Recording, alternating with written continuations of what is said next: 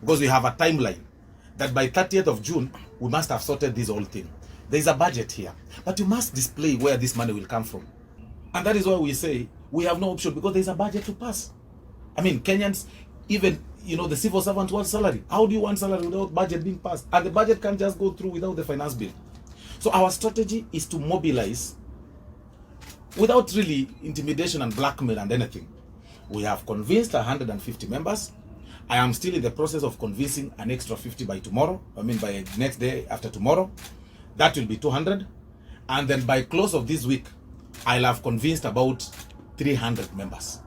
I can only mention one. Yes, please. If you want. Yes. For example, Esther Pasari supports this bill entirely. And if you get her, you can ask her. She supports this bill because it benefits her people. She has a challenge of housing in Nairobi. There is no way she's going to allow people to suffer in Mkuru, Ruben and Jenga just because the party leaders told her not to vote. So, and she's just one among several. I have received 50, and it is true, factual.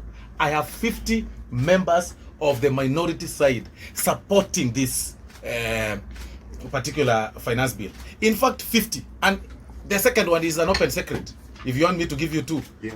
Daniel Manduku. He is a member of ODM, Nyaribari Masaba. He supports this thing entirely. In fact, when you live here, please engage him. He'll explain to you how housing. He's an expert in the housing matters. A very good expert. He's an architect.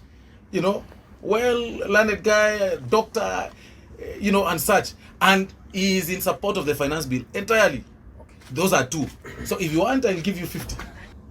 It is not like once we open the house, tomorrow, the bill will be tabled, vote yes or vote no. It's really a process. And when people like Okiyo Mutata go to court, I mean, it's total premature. You go to court to challenge what? A bill? A bill that has not even been tabled in the floor of the house? A bill that can be amended at the committee stage? So what are you really telling court? That now I don't want this bill to go to the committee of the whole house that will be editing that bill. And that is why I told you many of these things will be adjusted at the committee of the whole house.